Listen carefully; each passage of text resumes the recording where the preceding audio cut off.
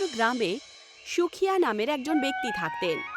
সুখিয়ার কাছে একটা উট ছিল। সুখিয়া গ্রামে যারা ঘোরাফেরা করতে আসতো তাদেরকে নিজের উটে বসিয়ে ঘোরাতো। একদিন সুখিয়া নিজের ২০ বছর ছেলে মোহনকে বলে ওঠে, মোহন, সারাদিন তুই তো বাড়িতেই থাকিস। আরে আমার সাথে গিয়ে তো একটু আমাকে সাহায্য করতে পারিস আমার কাজে। বাবা, কোনো এক সময় আমাদের বাড়িতে আমাদের কাছে ২০টা উট থাকতো, তাই না? আজকে শুধুমাত্র একটা উটই রয়েছে। আরে সেটা দিয়ে আমাদের আর কত রোজগার হয়? তা তুমি একদম ঠিক কথাই বলেছ মোহন, কিন্তু আমরা আর কি করতে পারি বলো? বাবা, কালকে পূজার বিয়ে দিতে হবে আমাদেরকে। তুমি কেন বুঝতে পারছো না? এই সামান্য পয়সা দিয়ে আমরা ওর বিয়ে দিতে পারবো না তো। কিন্তু আমরা কি করব বলো মোহন? বাবা, গ্রামের হুরুষ পুরুষ বলরাম বেইমানি করে আমাদের সমস্ত উট কেড়ে নিয়েছে, আর এখন ওর নজর আমাদের এই শেষ উটের উপরে রয়েছে। একবার ভেবে দেখো বাবা, এই উটটাও যদিও আমাদের থেকে কেড়ে নেয় না, তাহলে আমরা কি করব? মোহনের কথা শুনে সুখিয়া সেই ঘর থেকে বাইরে বেরিয়ে আসেন। তক্ষুনি রেতপুর গ্রামের একটা বদমাশ বলরামের চাকর হীরা সুখিয়ার কাছে এসে বলে, আমি তো তোমার কাছেই যাচ্ছিলাম সুখিয়া। কি হয়েছে হীরা ভাই? আমি কি কোনো অন্যায় করে ফেলেছি? ভুল তো তোমার বাবা করেছিল সুখিয়া, যে আমাদের মালিক বলরামের কাছ থেকে বেশ ভালো রকম ধার নিয়েছিল। তার সুদ আজ পর্যন্ত তুমি দিয়ে চলেছ। বলরাম শেঠ তোমাকে ডেকে পাঠিয়েছে। কিছুক্ষণের মধ্যেই সুখিয়া বলরামের হাবেলির ভেতরে বলরামের সামনে দাঁড়িয়েছিল। সুখিয়া, এই মাসের সুদের অ্যামাউন্টটা তো আমার কাছে পাঠালে না। বলরাম বাবু, আমার বাবার ধার দিতে দিতে তো আমি শেষ হয়ে গেলাম একেবারে। আপনি আমার বাড়ি আমার থেকে কেড়ে নিয়েছেন, আমার ১৯টা উটও কেড়ে নিয়েছেন। এখন আমার কাছে মাত্র একটা উটই আছে। এখন আর দেবার মতন আমার কাছে কিছু নেই। তোমার কাছে ওই একটা উট আছে তো, এখন ওটা আমাকে দিয়ে দাও। এরকম অত্যাচার করবেন না বলরাম বাবু। ওই উটটা দিয়েই তো আমার সংসারটা চলে, তাই না? আমার পরিবার না খেয়ে পথে বসবে তো। দেখো, তোমার স্ত্রী তো আগেই মারা গেছে সুখিয়া, আর তোমার ছেলে ২০ বছর বয়স হয়ে গেছে ওর এখন। তা ওকে দিয়ে তুমি কাজকর্ম পরিশ্রম কেন করাও না বলো তো? বলরাম বাবু, তোমার যত অত্যাচার সহ্য করার আমি সব করে নিয়েছি, কিন্তু এবার আর সহ্য করব না। সুখিয়া ওখান থেকে চলে যায়। সুখিয়া বলরামের হাবেলি থেকে কিছু দূরে গিয়েছিল। তক্ষুনি একটা ট্রাক তাকে ধাক্কা মেরে চলে যায়। সুখিয়া সেখানেই মারা যায়। সুখিয়ার ছেলে মোহন নিজের বাবার অন্ত্যেষ্টিক্রিয়া করে দেয় আর বাড়িতে ফিরে প্রচণ্ড জোরে জোরে কাঁদে। কেঁদো না দাদা, যদি তুমিও সাহস হারিয়ে যাও তাহলে আমাকে কে সামলাবে? বাবার পর তুমিই তো আমার একমাত্র সাহারা দাদা। নিজের বোনের কথা শুনে মোহন চুপ হয়ে যায়। পরের দিন মোহন ঘুম থেকে উঠিয়েই ছিল। তক্ষুনি বলরাম কিছু গুন্ডা নিয়ে ওখানে চলে আসে। এই, তোমার বাড়ি তুমি খালি করো, আর চুপচাপ নিজের উটটা আমাকে দিয়ে দাও। তোমার এই উট আমার শেষ সুদের আসল কিস্তি হবে, আর তোমার এই বাড়িটা তোমার পূর্বপুরুষরা যে ধার নিয়েছে তার আসল মূল্যটা হবে, যেটা আমি তোমার দাদুকে দিয়েছিলাম। আমি তোমাকে ভয় পাই না বলরাম। তুমি এখনো পর্যন্ত গ্রামের কতজন মানুষকে একেবারে ঠকিয়েছো, নিরীহ মানুষদের সম্পত্তি মিথ্যে কথা বলে লুট করেছো। আর আমার ঠাকুর দাদু মারা যাওয়ার পরে আমার বাবাকেও তুমি শেষ করে ফেলেছো। আরে তোমার দুধের দাঁত এখনো খসে পড়েনি বাবা, আর তুমি আমার সাথে মোকাবিলা করবে? হ্যাঁ, আরে আমার মোকাবিলা তো তোমার বাবা আর ঠাকুর দাদাও করতে পারেনি, বুঝলে? আর তুমি কি করবে বলো তো আমার? হ্যাঁ, এইটুকু বলে বলরাম নিজের গুন্ডাদেরকে বলে, এই তোমরা কি দেখছো? হ্যাঁ, মোহনের বাড়িতে কবজা করে নাও, আর মোহন আর ওর বোনকে বাড়ি থেকে গলা ধাক্কা দিয়ে বের করে দাও, বুঝতে পেরেছো? বলরামের গুন্ডারা মোহন আর তার বোন পূজাকে তার বাড়ি থেকেই ধাক্কা মেরে বাইরে বার করে। দুষ্টু, পাপী, তুই আমাদের সবকিছু নিয়ে নিয়েছিস। কমপক্ষে আমাদেরকে আমাদের বাড়ি থেকে বাবার দেওয়া কিছু জিনিসপত্র নিয়ে নিতে দে। পূজা এটুকু বলেই ছিল। বলরাম পেইন্টিং পূজার হাতে দিয়ে দেয় আর বলে, তোমার বাবা তোমার উটটাকে খুব ভালোবাসতো, এখন তো সেটা তোমাকে দিতে পারবো না, কিন্তু হ্যাঁ, এই উটের ছবিটা তুমি নিয়ে যেতে পারো। এই রূপটা দেখে তুমি তোমার বাবার কথা মনে করতে থাকবো। পূজা সেই ফটোটা নিয়ে নিজের দাদা মোহনের সাথে কাঁদতে কাঁদতে ওখান থেকে চলে যায়। তারা দুজন গ্রামের সীমানায় পৌঁছিয়েই ছিল, তক্ষুনি গ্রামের প্রধান ওদের দুজনকে আটকায়। তোমাদের দুজনকে কোথাও যাবার কোনো দরকার নেই, তোমরা দুজন আজ থেকে আমার বাড়িতেই থাকবে। না প্রধান মশাই, আপনার এই উপকার আমি নিতে পারবো না। তোমার বাবা, তোমার ঠাকুর দাদা আমার বাবাকে অনেক সাহায্য করেছিল, এখন তাই বারণ করো না তো।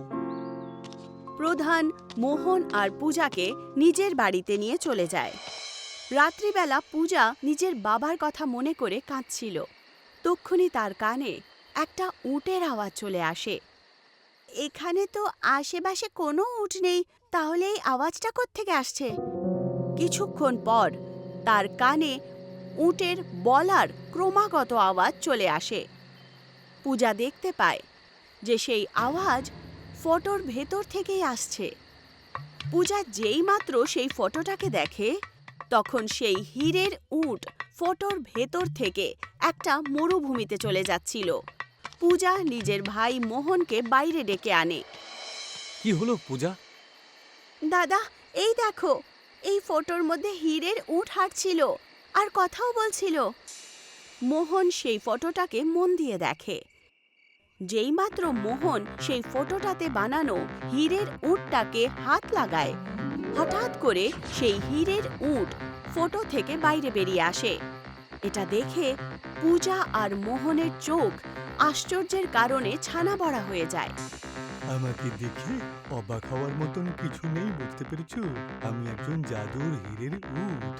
এটা তোমার ঠাকুর দাদা একটা জাদুকরের কাছ থেকে কিনেছিল, কিন্তু কোনো কারণবশত এই ছবির ভেতরে ঢুকিয়ে চলে গিয়েছিলেন উনি। আর আমাকে বলেছিলেন যখন ওর নাতি আমার ছবিটাকে হাত লাগাবে তখন আমি বেরিয়ে আসবো। এই দৃশ্যটা প্রধানও দেখছিল। প্রধান ওখানে এসে মোহনকে বলে ওঠেন, মোহন, আমার বাবা সবসময় বলতো যে তোমার ঠাকুর দাদার কাছে চমৎকারী শক্তি নাকি তোমার দাদুর কাছে ছিল, কিন্তু তোমার বাবা এই ব্যাপারে একেবারে বিশ্বাস করতো না। তক্ষুনি সেই হীরের উট নিজের মুখ থেকে হীরে বার করে দেয়।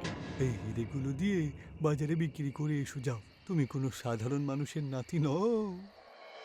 মোহন সেই হীরেগুলোকে পরের দিন বাজারে বিক্রি করে দিয়ে আসে। কিছুদিনের মধ্যেই মোহন রেতপুর গ্রামের সমস্ত গরিব আর অসহায় লোকেদের ঋণ চুকিয়ে দেয় আর বলরামের কাছে তাদের জমিন আর সম্পত্তি সবকিছু ফেরত নিয়ে নেয়।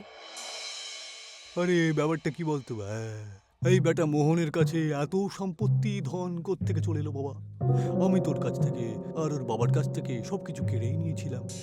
এই বলরাম বাবু, পুরো রেতপুর গ্রামে এই নিয়ে চর্চা চলে যে মোহনের কাছে নাকি একটা ভালো হীরের উট আছে।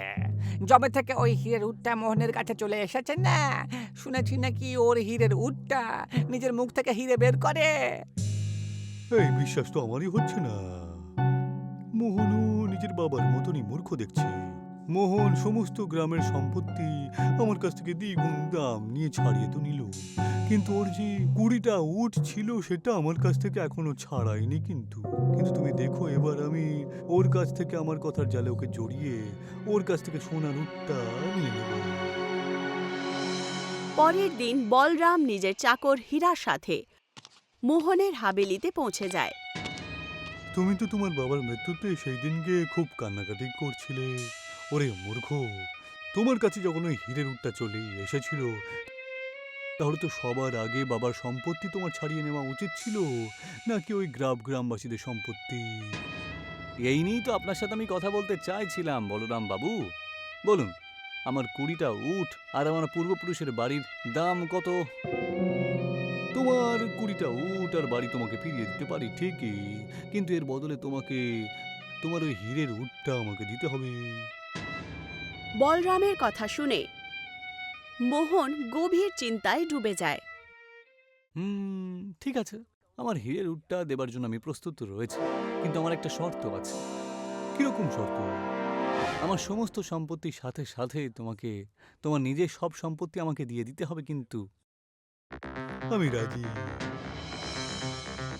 পরের দিন বলরাম মোহনের পূর্বপুরুষদের হাবেলি মোহনের নামে করে দেয় আর তার সমস্ত উটও তাকে ফেরত দিয়ে দেয় আর তার সাথেই নিজের সমস্ত সম্পত্তিও মোহনের নামে করিয়ে দেয়। এই নাও বলরাম বাবু, আমার হীরের উট আজ থেকে তোমার হলো। বলরাম নিজের সাথী হীরার সাথে তার উটকে মোহনের হাবেলি থেকে নিয়ে চলে যায়। দেখলে তুমি হীরা, মোহনও নিজের বাবার মতনই বোকা। এবার তুমি দেখো আমি কিভাবে হীরের উট দিয়ে হীরে বের করে করে মোহনের থেকেও বেশি বড় লোক হয়ে যাব। এইটুকু বলে বলরাম সেই উটকে বলে ওঠেন, আজ থেকে আমি হলাম তোমার মালিক। এবার তুমি তাড়াতাড়ি নিজের মুখ থেকে হীরে বের করো। কিন্তু বলরামের কথা শুনে উট হীরের পরিবর্তে মাটি বার করে। এটা দেখে বলরাম রাগের চোটে বলে ওঠে, আরে আমি তো হীরে বের করতে বললাম তোমাকে, তুমি মাটি বের করছো কেন? তাড়াতাড়ি হীরে বের করো। বলরামের বারবার বলা সত্ত্বেও জাদুই হীরের উট মাটি বমি করছিল। আমাকে বোকা মনে করছিস তুই? শয়তান হীরের উট, তুই যদি হীরে বের করতে না পারিস তাতে কি হয়েছে? তোর শরীরের মধ্যে যে হীরেগুলো লাগানো রয়েছে সেগুলো তুলে নিয়ে আমি আমার যা লোকসান হচ্ছে তার ভরপাই করব। যেইমাত্র বলরাম হীরের উটের শরীরে লেগে থাকা হীরেগুলোকে হাত লাগায়, হীরের উট ওখান থেকে উধাও হয়ে যায়। হীরের উট উধাও হতে দেখে বলরাম প্রচণ্ড ঘাবড়িয়ে যায় আর বলে, আরে তো উধাও হয়ে গেল। বললাম বাবু, আমার মনে হচ্ছে মোহন আপনাকে বোকা বানিয়েছে। তক্ষুনি বলরাম আর হীরার কানে মোহনের আওয়াজ চলে আসে, এখন আরে বলরাম বাবু নয়, বরং ভিখারি হয়ে গেছে। আরে সব কি মোহন? ওই হীরের উটটা কোথায় গেল? ওই হীরের উটটা যেখানে যাবার ছিল সেখানে চলে গেছে। এইটুকু বলে মোহন ওখানেই ফটো নিয়ে বলরামকে দেখায়। সেই ফটোর মধ্যে সেই হীরের উটের চিত্র ছিল। যে জাদুর হীরের উটটাকে তুমি তোমার নিজের সমস্ত সম্পত্তি আর পয়সা দিয়ে আমার কাছ থেকে নিয়ে গিয়েছিলে না, সেই জাদুর হীরের উটটা আমার দাদু জাদুর নগরী থেকে কিনে নিয়ে এসেছিল। যখন ওই উটটা এই ছবি থেকে বাইরে বেরিয়ে এসেছিল তখন সে তো আমাকে বলেছিল যে আমার দাদু নাকি তোমার থেকে কোনো ধার নেয়নি। তুমি আমার দাদুকে মিথ্যে বলেছিলে। আর এই জাদুর হীরের উটটা তোমাকে ধ্বংস করার জন্য আমাকে উপায়ও বলেছিল। আর একটা ভালো কথা তোমাকে বলবো, এই জাদুর উটটা আসলে আমি যদি হাত দিই তবেই ছবি থেকে বাইরে বেরিয়ে আসতে পারে, কারণ এটা আমার জাদুর হীরের উট, তোমার নয়। এখন তুমি সারা জীবন গরিব হয়েই থাকবে। তুমি জানতে পেরে যাবে যে গরিব মানুষের জীবন কতটা কঠিন হয়। এইটুকু বলে মোহন ওখান থেকে চলে যায়। বলরাম আর হীরা দুজনই কাঙাল হয়ে গিয়েছিল।